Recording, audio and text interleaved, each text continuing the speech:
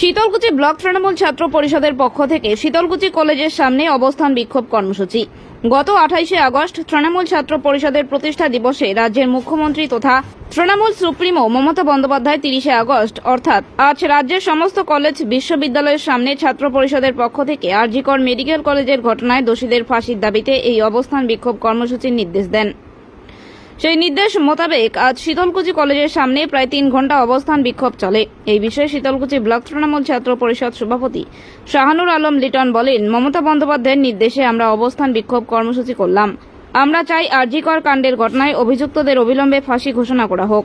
আপনাদের এই অবস্থান বিক্ষোভ দেখো, দীর্ঘ কয়েকদিন থেকে আমাদের এই যে গতদিন আর.জি. কর হসপিটালে যে জুনিয়র ডাক্তারকে ধর্ষণ করা হয়েছিল, সেই ডাক্তারের ধর্ষণকারী যারা, সেই দোষীদের এখনো পর্যন্ত সঠিকভাবে তাদের সাজার ব্যবস্থা করা হয়নি এবং পরবর্তীকালে সেটা সিবিআই দায়িত্ব নিয়েছে, সিবিআই তদন্ত করছে।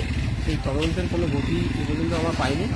তো সেক্ষেত্রেই আমাদের বিশ্বনেত্রী মমতা বন্দ্যোপাধ্যায় এবং আমাদের অভিষেক বন্দ্যোপাধ্যায়ের নির্দেশে আজকে শীতলকুচি কলেজ গেটে এবং পশ্চিমবঙ্গের সমস্ত কলেজ গেটে অবস্থান বিক্ষোভ করার নির্দেশ দিয়েছিল। সেই মুহূর্তে আমরা আজকে তৃণমূল ছাত্র পরিষদের পক্ষ থেকে দোষীদের শাস্তি এবং ফাঁসির দাবিতে, যারা এই ধর্ষণ কাণ্ডের সঙ্গে যুক্ত, দ্রুত তাদের ফাঁসির দাবিতে এবং শাস্তির দাবিতে আমাদের আজকে অবস্থান বিক্ষোভ। কত ঘন্টা অবস্থান বিক্ষোভ হলো ওখানে?